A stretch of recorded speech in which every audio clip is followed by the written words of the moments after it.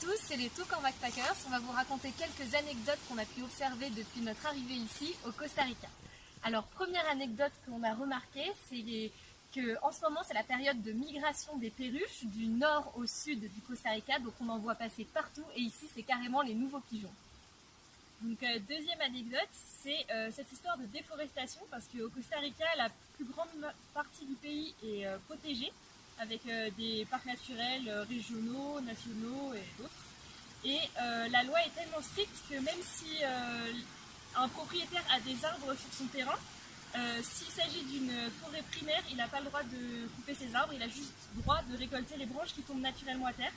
Et il y a beaucoup de contrôles qui sont faits chez les particuliers pour voir si cette règle est bien respectée. Donc en gros, au Costa Rica, les seuls arbres qu'on a le droit de couper, c'est les arbres qui étaient déjà plantés par des humains des années avant. Troisième anecdote, cette fois elle se passe en ville, on a pu la remarquer dans Cartago mais également à San José. Donc il y a beaucoup de bus qui circulent, mais ici les bus circulent avec la porte ouverte. Donc ils ouvrent leur porte au moins 200 mètres avant l'arrêt de bus et la laissent ouverte 200 mètres après qu'ils aient continué à rouler. Donc ça peut être très déroutant parce que limite ils ne s'arrêtent pas et les personnes doivent sauter en route. Et une autre anecdote, c'est le code de la route. Donc ici, ils ont à peu près le même code de la route qu'en France, sauf que c'est un peu anarchique. Il y a des passages, beaucoup de passages sans feu de signalisation, donc c'est à celui qui passera le premier. Et sinon, en parallèle, paradoxalement, il y a un code de la route très strict avec des amendes très très élevées. Et en fait, elles sont si élevées que si la plupart du temps, si un particulier se fait prendre et risque une amende, il préfère laisser son véhicule et arracher la plaque d'immatriculation et courir que attendre la police et encaisser l'amende.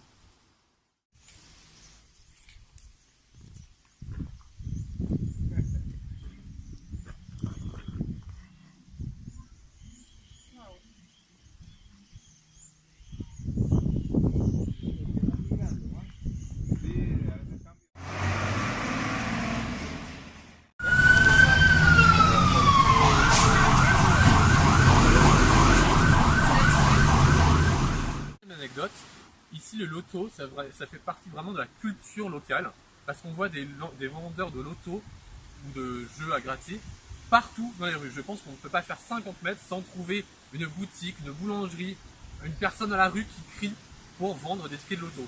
Pour dire, les gens par exemple restent au niveau de la rue pour surveiller les places de parking. Ensuite les gens, en particulier, ils vont essayer de braquer, la personne l'aide à faire la manipulation et ensuite il lui achète un ticket de loto.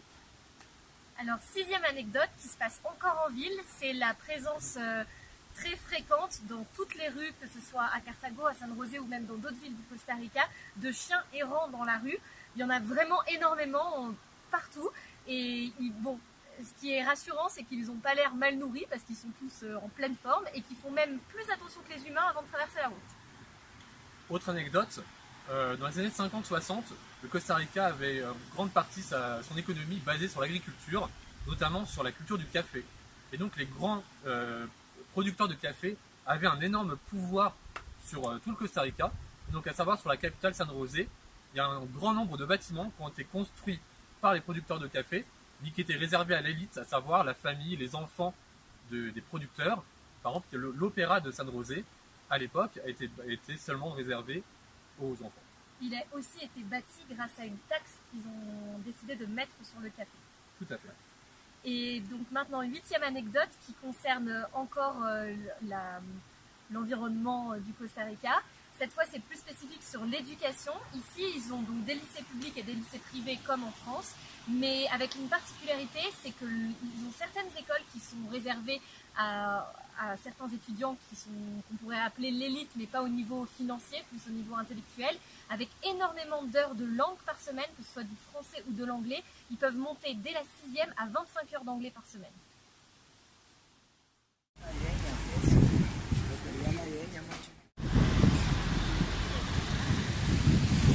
Mon Dieu, mais qu'est-ce que vous avez fait? Vous avez créé un des monstres.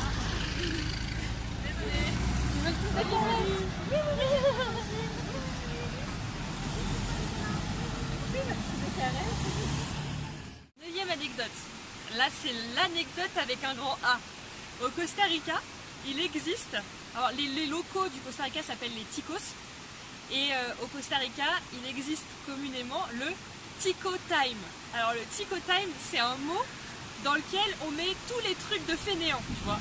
Par exemple, on te demande d'arriver à une heure précise, tu peux arriver un quart d'heure, une demi-heure après, tu as juste à dire Tico Time. C'est bon, ça passe. Par exemple, tu commences le matin à 8h, tu travailles une demi-heure, et après c'est l'heure du café pendant 45 minutes, une heure. Ça c'est le Tico Time. Voilà. Par exemple, tu arrives travailler toute la journée, on te dit il y a juste ça à faire, donc prenez votre temps, prenez beaucoup de pauses, allez vous faire des petits tours dans le parc en attendant pendant vos pauses. Ça s'appelle aussi le Tico Time, ça veut dire que tu as juste un truc de 5 minutes à faire pendant toute ta journée. Voilà. C'est spécifique du Costa Rica. Et maintenant, 10e anecdote et non des moindres, à savoir comment est basée l'économie actuellement. J'ai pu vous dire auparavant qu'elle était basée sur l'agriculture, c'est toujours le cas, mais avec une prédominance maintenant qui est aussi basée sur l'écotourisme, parce que le Costa Rica c'est un des pays les plus verts, et donc du coup ils ont basé toute leur économie sur le fait que c'est un pays qui soit touristique, mais aussi très écologique, donc ça attire beaucoup de personnes. Il faut savoir aussi que grâce à leur éducation publique, qui est aussi basée sur l'anglais ou le français, il y a beaucoup de call centers qui sont basés au Costa Rica. Les call centers, c'est les centres d'appel, par exemple pour les États-Unis ou pour le Mexique. Il y a quelqu'un qui va appeler pour sa box, pour son produit, n'importe quoi électroménager. Et ben en gros, ça va arriver au Costa Rica pour toute la partie Amérique, parce qu'ils ont un très bon niveau de langue.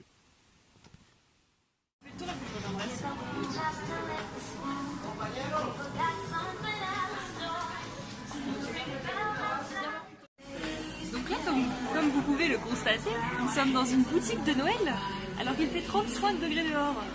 On est en short. Pour Amina.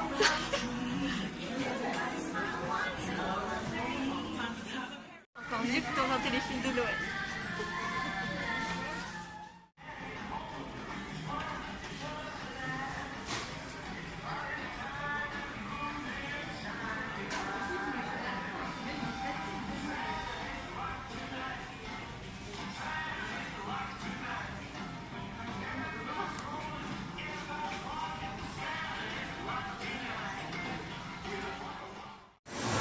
Alors Cassandra, est-ce que tu peux nous dire ce qu'on s'apprête à faire? Je vais attraper une hyperbole. Non, je vais attraper une hyperbole. Excusez-moi. Voilà. Alors on est actuellement dans un supermarché. Et mes deux enfants ici présents que je trimballe depuis un mois ont décidé d'aller à la borne d'arcade pour attraper une hyperbole. Oui, t'as dit qu'on pourrait jouer à la borne d'arcade au superbole. T'as 30 secondes.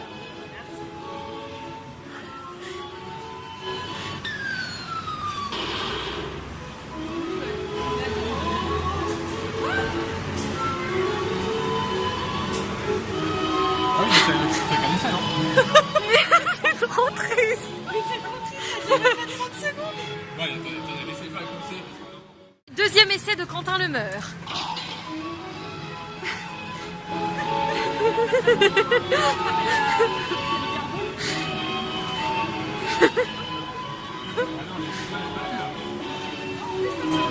Il reste combien de temps? Il reste 20 secondes. Ouais, vas-y. Vers la droite, vers la droite. Mais t'as pas. Ouais, il reste. Il reste 8 secondes. Hein. Et on est vraiment des gringos. Hein.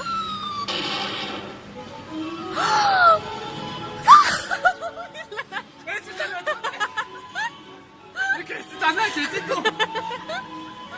Est-ce que t'es déçu? Mais vu la satisfaction de l'attraper, excusez-moi, elle était attrapée là. Il y a la preuve vidéo. Ah non, on n'a rien vu, donc voilà. On retente? Bon, alors après 2 essais infructueux, on a décidé d'aller piocher encore 200 colonnes dans le budget commun pour essayer d'attraper une Pokéball. Tu l'as bien attrapé. Peut-être qu'il lâche à 0 secondes en fait. Hein. Faut calibrer, faut calibrer. Peut-être qu'il lâche à 0 secondes, mais il faut prendre. Quentin, j'appuie? Non, non, à mon avis, il faut aller un peu plus à droite. Vas-y, vas-y. Attends. 3 secondes. Non, c'est pas ça. Mais c'est une arnaque. En France, nous avons des Apple Store, nous avons des Samsung Store. Mais connaissez-vous les Casio Store avec des calculettes Casio de toutes les couleurs? Waouh!